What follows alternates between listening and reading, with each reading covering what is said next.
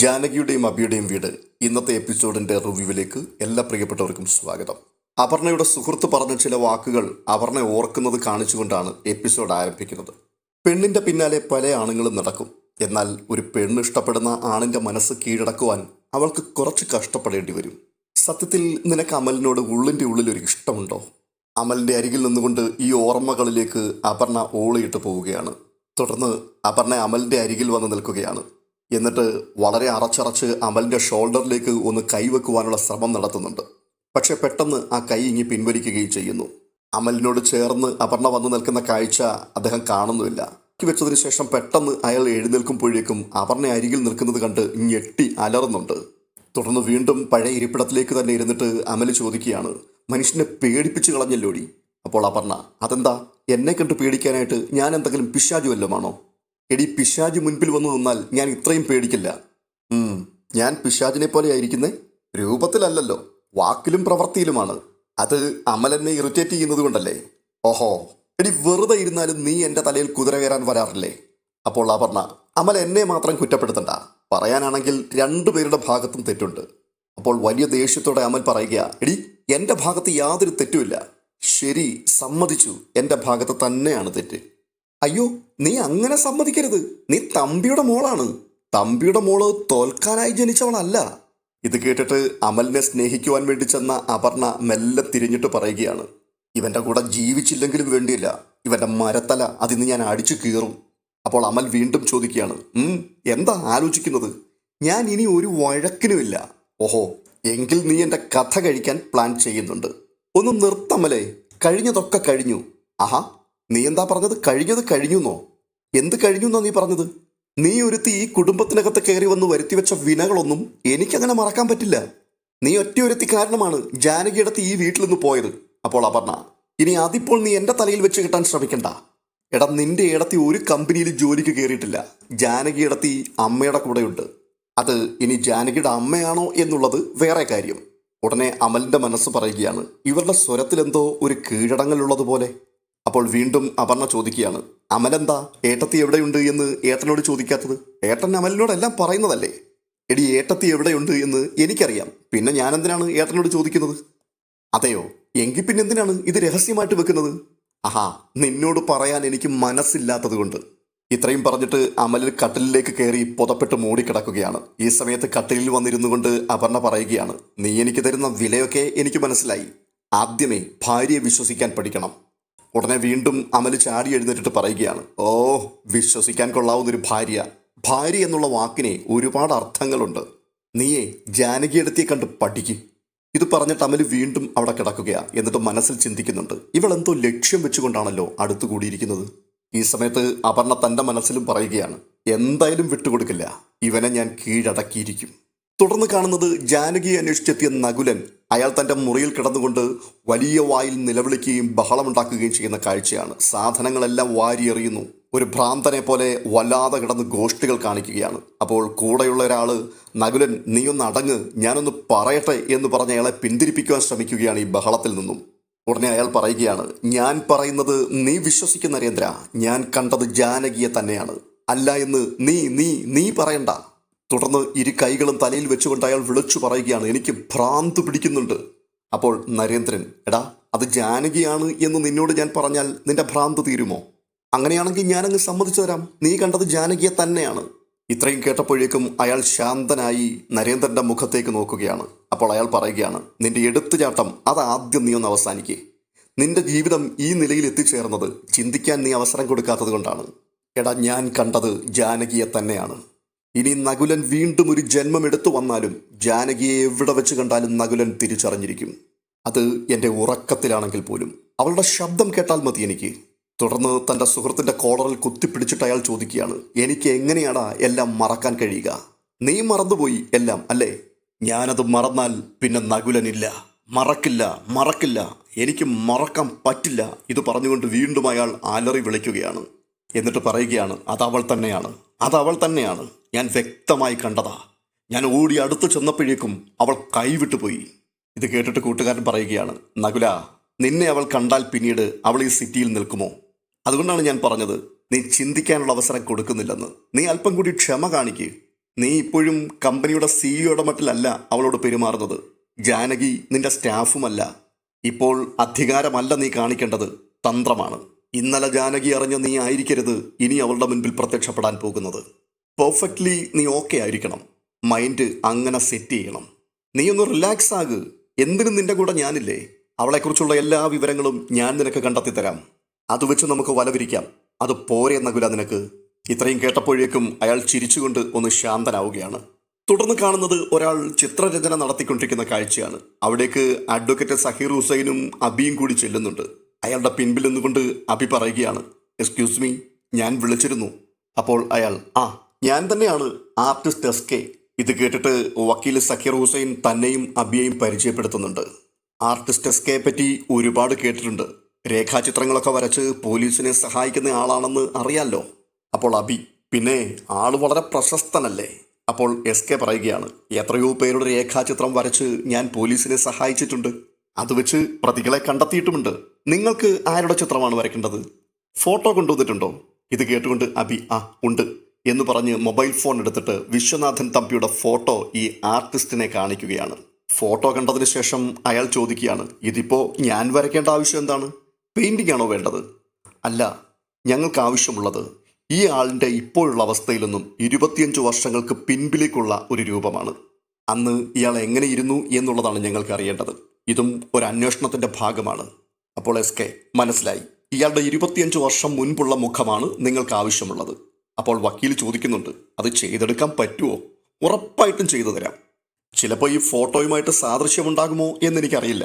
അങ്ങനെ വന്നാൽ ഈ ഫോട്ടോ നിങ്ങൾ സ്വീകരിക്കുമോ എന്നും എനിക്കറിയില്ല. അത് കേട്ടിട്ട് അബി പറയുകയാണ്, നിങ്ങൾക്ക് ഉറപ്പുണ്ടായിരിക്കുന്നത് കൊണ്ടല്ലേ ഈ ചിത്രം നിങ്ങൾ വരച്ചു തരുന്നത്. അത് കണ്ടിട്ട് അത് അയാളുടെ അന്നത്തെ മുഖമാണ് എന്ന് വിശ്വസിക്കാൻ ഞങ്ങൾ തയ്യാറാണ്. ശരി, എന്നാൽ ഞാൻ വരച്ചു തരാം. അപ്പോൾ വക്കീൽ വീണ്ടും പറയുകയാണ്, അത് ഈ രേഖാചിത്രം മാത്രമായിട്ട് തോന്നിയാൽ പോരാ, കണ്ടാൽ ഒരു ഫോട്ടോയായിട്ട് തന്നെ തോന്നണം. ശരി, അങ്ങനെ ചെയ്തു തരാം. ഈ ഫോട്ടോ എൻ്റെ ഫോണിലേക്ക് അയച്ചോളൂ. നിങ്ങൾ എന്നെ വിളിച്ച അതേ നമ്പറിലേക്ക് തന്നെ അയക്കൂ. അപ്പോൾ അബി പറയുക, ശരി, അയച്ചു തരാം. എത്രയാണ് അഡ്വാൻസ് ആയിട്ട് വേണ്ടത്? അതെ, 10,000 രൂപയാണ് എൻ്റെ പ്രതിഫലം. അഡ്വാൻസ് തുക പകുതി വേണം. അപ്പോൾ അബി പറയുന്നുണ്ട്, ശരി, അയച്ചു തരാം. വക്കീല് അപ്പോൾ വീണ്ടും ചോദിക്കുന്നുണ്ട്, അധികം താമസിക്കില്ലല്ലോ? നിങ്ങൾ 2 ദിവസം കഴിഞ്ഞു വരൂ. ആ സമയത്തേക്ക് ഓക്കെ ആയിരിക്കും. അതിന് മുൻപ് തീരുകയാണെന്നുണ്ടെങ്കിൽ ഞാൻ നിങ്ങളെ അങ്ങോട്ട് വിളിക്കാം. അപ്പോൾ അബി പറയുന്നുണ്ട്, അഡ്വാൻസും ഫോട്ടോയും ഞാൻ അയച്ചിട്ടുണ്ട്. അപ്പോൾ ഞങ്ങൾ ഇറങ്ങിക്കോട്ടെ? ശരി, നിങ്ങൾ പോയിട്ട് വരൂ. പിന്നീട് കാണുന്നത് അപർണ ഒരു വിജനമായ സ്ഥലത്ത് തൻ്റെ കാറ് കൊണ്ടുവന്നിട്ട് അവിടെ നിൽക്കുകയാണ്. ഈ സമയത്ത് മറ്റൊരാൾ അവിടേക്ക് കാറിൽ വരുന്നുണ്ട്. അയാൾ തൊട്ടടുത്ത് കൊണ്ടുവന്ന് കാറ് നിർത്തിയിട്ട് ഇറങ്ങി വന്നിട്ട് ചോദിക്കുകയാണ്, അപർണ മാഡമല്ലേ? ഞാൻ ഡിറ്റക്റ്റീവ് പശുപതി. നിങ്ങളെ വിളിച്ചത് ഞാനാണെന്ന് നിങ്ങൾക്ക് എങ്ങനെ മനസ്സിലായി? അതാണ് മാഡം ഒരു ഡിറ്റക്റ്റീവിൻ്റെ അന്വേഷണ മികവ്. മാഡം വണ്ടി നമ്പർ പറഞ്ഞില്ല, ഡ്രസ് കോഡും പറഞ്ഞില്ല. ചന്തമുക്കിൽ മാഡം വരുമെന്ന് മാത്രമേ പറഞ്ഞുള്ളൂ. ഇത് കേട്ടിട്ട് അപർണ ചോദിക്കുകയാണ്, നിങ്ങൾക്ക് വാചകടി മാത്രമേ ഉള്ളൂ? ഞാൻ ഏറ്റെടുക്കുന്ന ഒരു കേസ് പോലും വിജയിക്കാതിരുന്നിട്ടില്ല മാഡം. അതെ, കൊലക്കേസൊന്നും അല്ല. വിവാഹാലോചന വന്നാൽ പെണ്ണിൻ്റെയും ചെറുക്കൻ്റെയും ബാക്ക്ഗ്രൗണ്ട് അന്വേഷിക്കലല്ലേ ഡിറ്റക്റ്റീവിൻ്റെ പണി. മാഡം ലണ്ടനിലൊക്കെ പോയി പഠിച്ചതല്ലേ? അതുകൊണ്ട് ഡിറ്റക്റ്റീവുകളെ ഇങ്ങനെ ചെറുതാക്കരുത് മാഡം. അല്ല, എൻ്റെ എഡ്യൂക്കേഷനെ കുറിച്ച് നിങ്ങൾക്ക് എങ്ങനെ അറിയാം? നിങ്ങൾ എൻ്റെ ഏതെങ്കിലും പ്രൊഫൈൽ ചെക്ക് ചെയ്തോ? എല്ലാം ഒരു ഡിറ്റക്റ്റീവ് അറിഞ്ഞിരിക്കണം മാഡം. മാഡം എന്നെ ഏൽപ്പിക്കാൻ പോകുന്ന ജോലി പറയൂ, എനിക്ക് അന്വേഷിക്കാൻ തിടുക്കമായി. അതെ, എൻ്റെ ഹസ്ബൻഡിൻ്റെ ഏട്ടൻ്റെ ഭാര്യ ഇപ്പോൾ എവിടെയാണെന്നറിയില്ല. അപ്പോൾ മാൻ മിസ്സിംഗ് ആണ് അല്ലേ? പോലീസിൽ അറിയിച്ചോ? എടോ, ഇത് കാണാതെ പോയതൊന്നും അല്ല. മനസ്സിലായി, ഒളിച്ചോട്ടം അല്ലേ? എടോ, താൻ പറയുന്നതൊന്ന് കേക്ക്. ഭർത്താവും കുട്ടിയും വീട്ടിലുണ്ട്. ഏട്ടത്തി ഇടയ്ക്കിടയ്ക്ക് വന്നു പോകുന്നുണ്ട്. അവൾ എവിടെയുണ്ട് എന്ന് ഭർത്താവിനറിയാം. അപ്പോൾ പിന്നെ സിമ്പിൾ അല്ലേ, ഭർത്താവിനോട് അങ്ങ് ചോദിച്ചാൽ പോരെ? എടോ, താൻ ഈ പറയുന്നൊന്നും മുഴുവൻ കേൾക്കടോ. ഞങ്ങളിൽ നിന്ന് അയാൾ അത് ഒളിപ്പിച്ചു വെച്ചിരിക്കുകയാണ്. ഏതോ കമ്പനിയിൽ ജോലിക്ക് കയറിയെന്നാണ് പറച്ചില്. പക്ഷേ അവൾ എവിടെ എന്തു ചെയ്യുന്നു അത് നിങ്ങൾ കണ്ടെത്തണം. അത് ശരി, വെരി സിമ്പിൾ. ഞാൻ പ്രതീക്ഷിച്ചതുപോലെ ആയില്ല. കൊതിപ്പിച്ചു കളഞ്ഞല്ലോ മാഡം. സാരമില്ല. അതെ, അവൾ താമസിക്കുന്ന വീട് കണ്ടെത്തിയാൽ നിങ്ങളുടെ ജോലി അതോടെ കഴിയും. നിങ്ങൾ ചോദിച്ച പണം നിങ്ങളുടെ അക്കൗണ്ടിലെത്തും. ഓക്കെ, ഉറപ്പായിട്ടും മാഡം. അവരുടെ ഒരു ഫോട്ടോ മാത്രം മാഡം എനിക്ക് അയച്ചു തന്നാൽ മതി. ബാക്കി കാര്യങ്ങളൊക്കെ ഈ പശുപതി ഏറ്റു. പിന്നെ ചെറിയൊരു അഡ്വാൻസ് വേണം. യാത്രയൊക്കെ ഉള്ളതല്ലേ മാഡം? അതൊക്കെ ചെയ്യാം. അഡ്വാൻസ് എത്രയാ തനിക്ക് വേണ്ടത്? കൂടുതലൊന്നും വേണ്ട മാഡം, വെറും ഒരു 25,000 രൂപ മാത്രം മതി. ശരി, ഈ പറഞ്ഞതൊക്കെ 10 മിനിറ്റിനുള്ളിൽ നിങ്ങളുടെ കയ്യിലെത്തും. പിന്നെ എന്നെ പറ്റിച്ച് കടന്നു കളയാനാണ് ഭാവമെങ്കിൽ എവിടെ പോയി മുങ്ങിയാലും നിങ്ങളെ ഞാൻ പൊക്കും. അയ്യോ, അങ്ങനെയൊന്നും പറയല്ലേ മാഡം, ഇതെന്റെ ചോറല്ലേ. ഞാൻ ഈ കാര്യത്തിൽ ചതിക്കില്ല. ബൈ ദ വേ, ഏടത്തിയുടെ പേരെന്താണ്? ജാനകി. ഓ, നൈസ് നെയിം, നല്ല ഐശ്വര്യമുള്ള പേര്. ഇത് കേട്ടുകൊണ്ട് അപർണ അയാളെ സൂക്ഷിച്ചൊന്ന് നോക്കിയിട്ട് പറയുക, എടോ, അവളുടെ ഐശ്വര്യത്തിന് വേണ്ടിയല്ല, എൻ്റെ ലക്ഷ്യത്തിന് വേണ്ടിയാണ് ഞാൻ ഈ പണി തന്നെ ഏൽപ്പിക്കുന്നത്. അത് ശരി, മേഡത്തിന്റെ ശത്രുവാണ് അല്ലേ? ആ, താൻ അങ്ങനെ തന്നെ കൂട്ടിക്കൂ. എനിക്കെതിരെ ഒരു യുദ്ധത്തിനുള്ള പുറപ്പാടിലാണ് അവള്. Okay madam. ഡിറ്റക്റ്റീവ് പശുപതി ദേ ഇറങ്ങിക്കഴിഞ്ഞു. ഒടുവിൽ അപർണ പറയുകയാണ്, അതെ, കൂടുതൽ വിവരങ്ങൾ എന്തെങ്കിലും അറിയാനുണ്ടെങ്കിൽ താൻ എന്നെ വിളിച്ചാൽ മതി. ഇത് പറഞ്ഞിട്ട് അപർണ കാറിൽ കയറി മടങ്ങിപ്പോവുകയാണ്. അപർണ പോയി മറഞ്ഞു കഴിഞ്ഞപ്പോൾ പശുപതി വഴിയിൽ നിന്നുകൊണ്ട് പ്രാർത്ഥിക്കുകയാണ്, ഓ എൻ്റെ വിഘ്നേശ്വര, 6 മാസത്തിന് ശേഷം കിട്ടിയ കേസാണേ, വാതിൽ തുറന്നിട്ട് തരണേ. അഡ്വാൻസ് ഒതുക്കി കളയരുതേ. അഡ്വാൻസ് വാങ്ങിയ ചരിത്രം മാത്രമേ എനിക്കുള്ളൂ. തുടർന്ന് വണ്ടിയിൽ ഒരു ചെറിയ അടിയടിച്ചിട്ട് പറയുകയാണ്, ഇന്ന് നിന്നെ ഞാൻ പെട്രോളിൽ കുളിപ്പിക്കും മുത്തേ, ഞാനും കുടിക്കും എന്ന് പറഞ്ഞ് അയാൾ വണ്ടി എടുത്തു പോവുകയാണ്. തുടർന്ന് ഒറ്റയ്ക്കിരിക്കുന്ന രാധാമണിയുടെ അരികിലേക്ക് ഒരു ഗ്ലാസ് പാലുമായി മേരിയമ്മ എത്തുന്ന കാഴ്ചയാണ് കാണുന്നത്. മേരിയമ്മ രാധാമണിയോട് പറയുകയാണ്, ഇതാ രാധാമണി, ഈ പാല് കുടിക്ക്. രാവിലെ ഹോസ്പിറ്റലിൽ പോകേണ്ടതാണ്. ഇതുവരെ ഒന്നും കഴിച്ചിട്ടില്ല, അതുകൊണ്ട് ഈ പാലങ്ങ് കുടിക്ക്. ഇത് കേട്ടിട്ട് യാതൊരു ഭാവഭേദവും ഇല്ലാതെ ഇരിക്കുന്ന രാധാമണിയുടെ കയ്യിലേക്ക് ഇതാ ഇത് കുടിക്ക് രാധാമണി എന്ന് പറഞ്ഞ് ആ പാൽ ഗ്ലാസ് ചേർത്ത് വെച്ചു കൊടുക്കുകയാണ് മേരിയമ്മ. എന്നിട്ട് ചോദിക്കുകയാണ്, ഇങ്ങനെ ഇരുന്നാൽ എങ്ങനെയാ രാധാമണി? അപ്പോഴേക്കും ജാനകി ഒരുങ്ങി അവിടേക്ക് ചെല്ലുന്നുണ്ട്. അപ്പോൾ മേരിയമ്മ ചോദിക്കുകയാണ്, മോളെ, ഇന്ന് ഞാൻ വരണ്ടല്ലോ അല്ലേ? എനിക്ക് ബുദ്ധിമുട്ടുണ്ടാകും എന്ന് കരുതിയാണ് മോള് വരണ്ട എന്ന് പറഞ്ഞതെങ്കിൽ അങ്ങനെയൊന്നും അല്ല. മേരിയമ്മയ്ക്ക് കൂടെ വരുന്നതിൽ സന്തോഷമേ ഉള്ളൂ. മേരിയമ്മേ, ഇന്ന് പുതിയ ഡോക്ടറെയാണ് കാണുന്നത്. ആവശ്യമാണെങ്കിൽ അടുത്ത തവണ മേരിയമ്മ വന്നാൽ മതി. മോളെ, ഒരാൾ കൂടെ ഉള്ളത് നല്ലതാണ്. അവിടെ ചെന്നാൽ എന്തെല്ലാം കാര്യങ്ങൾക്ക് മോൾ ഓടി നടക്കണം. മോൾ എന്നെ കൂടെ കൂട്ടിയത് കൊണ്ടാണ് ഞാനിങ്ങനെ ശരീരമനങ്ങി നടക്കുന്നത്. ഓർഫനേജിലായിരുന്നെങ്കിൽ ഏത് സമയവും അന്ത്യവും കാത്തുള്ള കിടപ്പ് മാത്രമായിരുന്നേനെ. ആ, അതല്ലേ മേരിയമ്മേ ഞങ്ങൾ തക്ക സമയത്ത് അവിടെ വന്നത്. ആ പിന്നെ, ഞങ്ങൾ വരുമ്പോൾ മേരിയമ്മ എന്തെങ്കിലും കഴിക്കാനുണ്ടാക്കി വെച്ചാൽ മതി. ശരി മോളെ. തുടർന്ന് നമുക്ക് ഇറങ്ങാമേ എന്ന് പറഞ്ഞുകൊണ്ട് ജാനകി രാധാമണിയുടെ കൈ പിടിക്കുമ്പോൾ ജാനകിയുടെ ഫോണിലേക്ക് അബിയുടെ കോള് വരുന്നുണ്ട്. പെട്ടെന്ന് ഫോൺ അറ്റൻഡ് ചെയ്തുകൊണ്ട് ജാനകി പറയുകയാണ്, ആ അബിയേട്ടാ, ഞാനും അമ്മയും കൂടി ഹോസ്പിറ്റലിലേക്ക് ഇറങ്ങാൻ തുടങ്ങുന്നതേ ഉള്ളൂ. അപ്പോൾ അബി, ഇന്ന് ഡോക്ടർ എലിസബത്തിനെയല്ലേ കാണിക്കുന്നത്? അതെ അബിയേട്ടാ, ഇന്നു മുതൽ അമ്മയെ നോക്കുന്നത് അവരാണ്.